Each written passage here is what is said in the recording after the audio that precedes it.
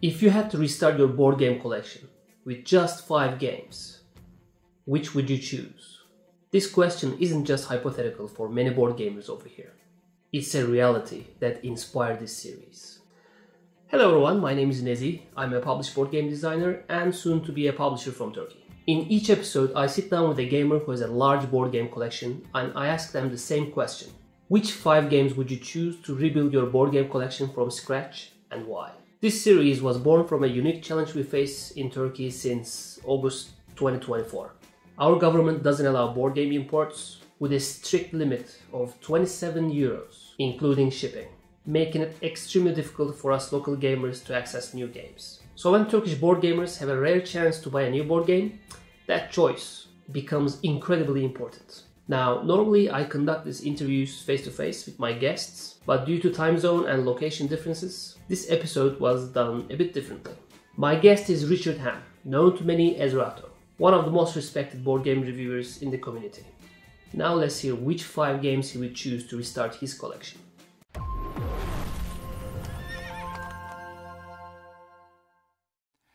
Hey Nazi, sorry it's taken me a while, but I've got your 5 questions here queued up, I think. Yeah. Alrighty, so number 1, what got me into the hobby? What was the first modern game I played? And which modern board game really hooked me into the hobby?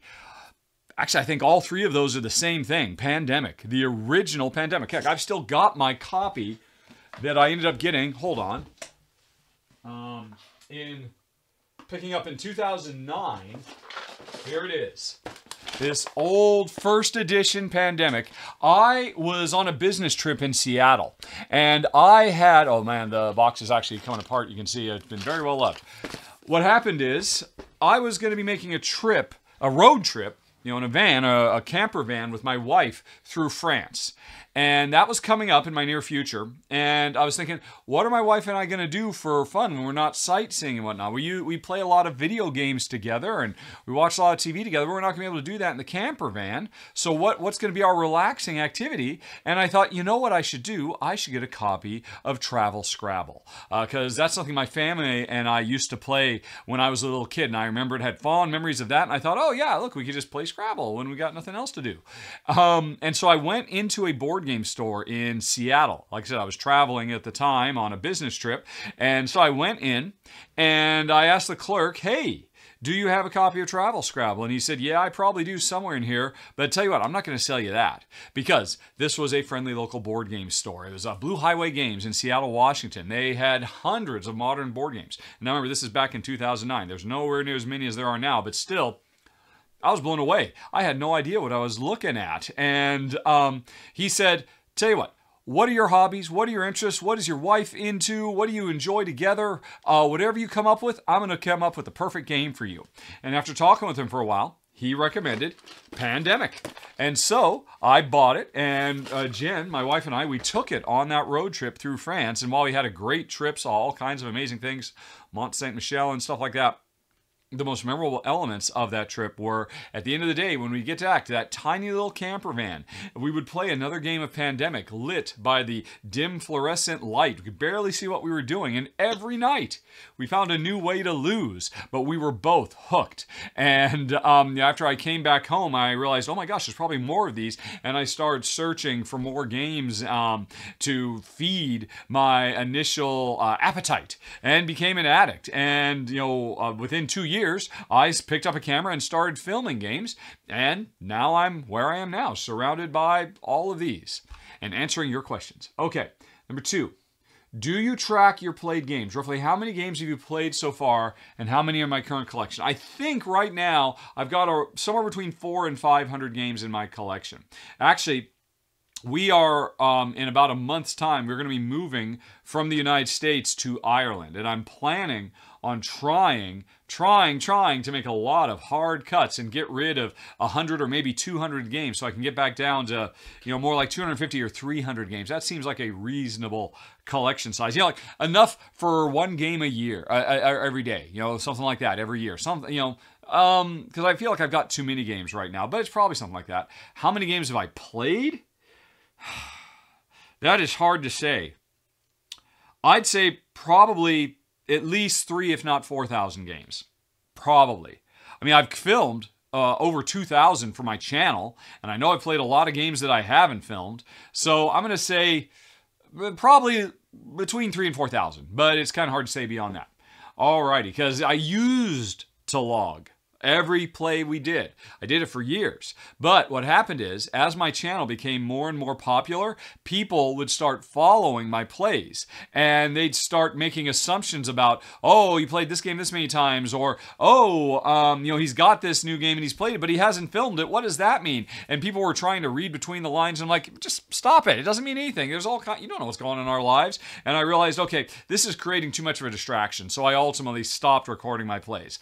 Plus, I'll be honest, another reason I stopped recording my plays is because it was depressing, as it proved that my wife generally beats me, probably wins on average 7 games out of every 10 we play. I only have like a 30 or 40% win rate against my wife, and it's hard to see those cold, hard numbers. So I didn't mind quitting on tracking or logging our plays. Question 3. Imagine you've just moved to Turkey, leaving your entire board game collection behind. Oh, well, that's not too far removed from what's about to happen with Ireland. Your friends have offered to bring you 5 games on their next visit. How do you approach making such a crucial decision? What factors influence your choices? That's a good question. Now, I'm embarrassed to say I'm not really that up to date on what the board game scene is like in Turkey. I mean, you're there, so you must love them. So I feel like, my first consideration is, what can I get access to in Turkey? I mean, my first thing is going to be, what 5 games do I want that I can't get in Turkey? But I can't really answer that right off the top of my head. So, my second one would be, what are the things that, I guess what you're saying is, if I could only own 5 games, if I could only own 5 games, what would they be? That is a very, very difficult decision. And the consideration, I think I'm going to want, it's not going to be like my top 5 favorite games of all time.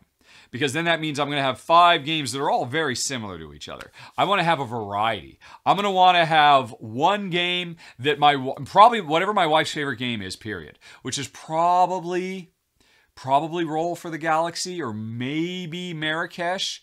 Probably one of those 2 for her. I bet you that's her first and her second favorite game if you were to ask her and she were to sit down and think about it. What else would I do? I'd want, I'd take one of my personal top 10 games.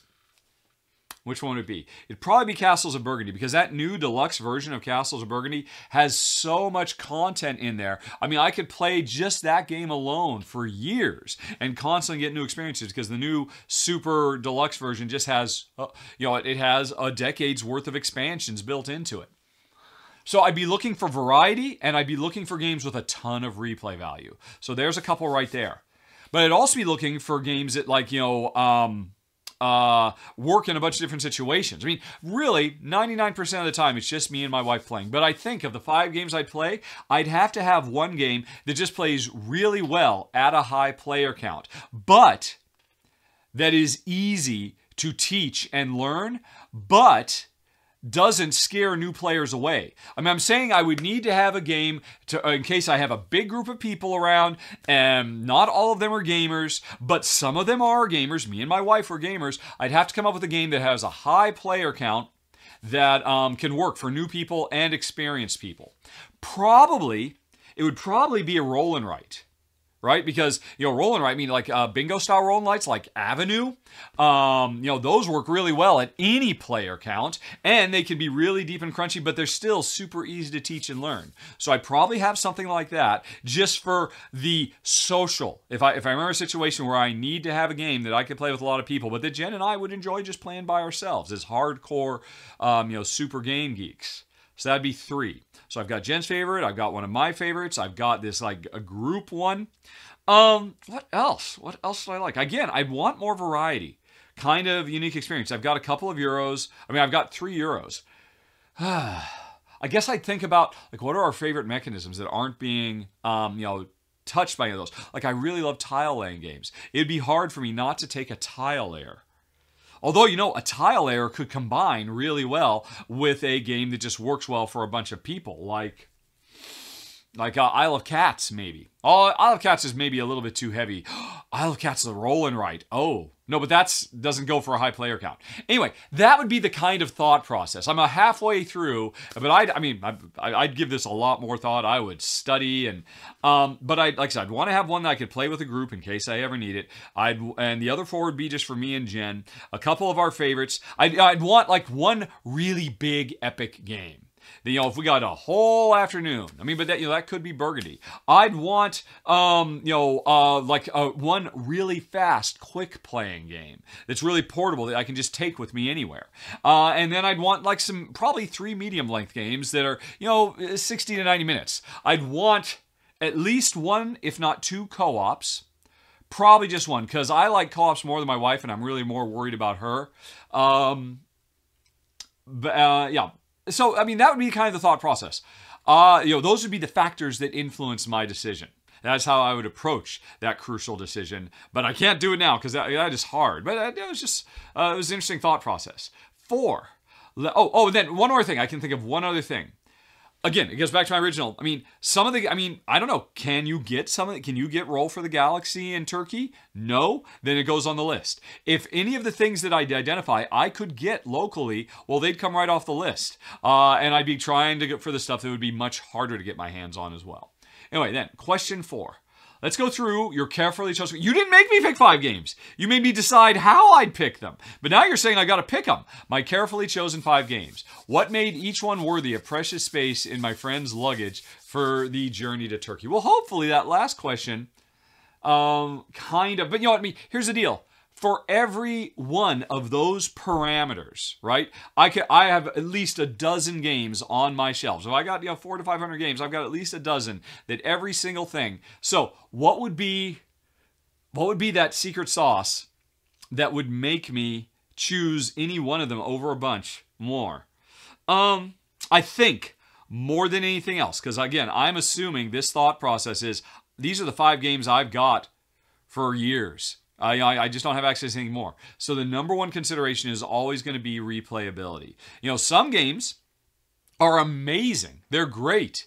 But you know what? You're probably fine just playing them once a year. And if you play it more often than that, it'll kind of get like, oh, I've kind of seen enough of this game. So these all have to be games that I feel like Jen and I can enjoy playing over and over and over again. That we would enjoy playing, 5 or 10 times a month, maybe.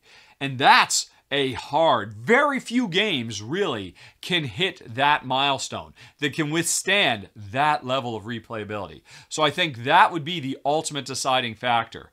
I haven't chosen those 5 games because you didn't make me do it, but that is how, after I'd chosen, what categories am I trying to hit, I would identify which ones do I think have the most legs. A lot of that comes from variability, right? They have lots of, they come with 50 different objective cards, and each time you play, you're going to have 5 of them, and they all combine in different ways. That kind of stuff. Lots of variability, lots of replayability. That's going to be my number one consideration, because again, you're putting me in the situation where I've just got these 5. There's other things. Obviously, I'd want pretty games instead of ugly games. But I'd want ones that are themes that we really enjoy, settings we really enjoy. But all of that is secondary to how much will we enjoy playing these games a lot? Okay. And then one last question. My friend arrives in Turkish customs with the 5 games. Custom officer is not in the mood and doesn't let him bring the games. But just because he's a gamer, he says he can allow 1. Which game do you hope makes it through customs and why? You're a son of a gun. Okay, well, I didn't actually pick the 5 because you never made me pick the 5. Now I feel bad that I haven't picked the 5. You know what? I'm going to pause for a second, and I'm actually going to pick those 5 using that thought process I just talked about. Okay, Nizzy, I'm back, and oh, that was hard. But here we go. These are the 5 I'm choosing. I already talked about the deluxe version of Castles of Burgundy. I thought about it a bit more. I'm pretty sure Jen will want Roll for the Galaxy as her pick. And then for that little big group one I talked about, Tiny Towns. I didn't realize it goes to such a huge player count, and there's so much expansion content. Here's another trick, too. All of these games have a lot of expansion content that all fits in the original box, so I can get them all in my friend friend's luggage. And so Tiny Towns is a perfect game. Easy to teach to people, but incredibly deep, incredibly crunchy. Lots of replayability with all the expansions. Another one, right there on the wall, Free Radicals. Not a lot of people have heard about this, but this is 10 games in one box, and they're all very well-designed little games. Yeah, it was like really asymmetrical. It's like literally 10 games in one box, so that was a no-brainer. And then, Aeon's End. But my copy of Aeon's End that has about a decade's worth of expansions, all squeezed into one big gigantic box for my Aeon's End Legacy of Gravehold box, right? I've just got tons and tons of stuff in there. I could play forever with a million bosses, a million heroes, etc., etc. So those would be my 5. And you can see there's one thing that binds them all together. They all feature a lot of replayability with a lot of content. And now I'm having to pick one. And I should be grateful because I wasn't supposed to bring any in, but the customs agent has let me bring one in. So, oh man.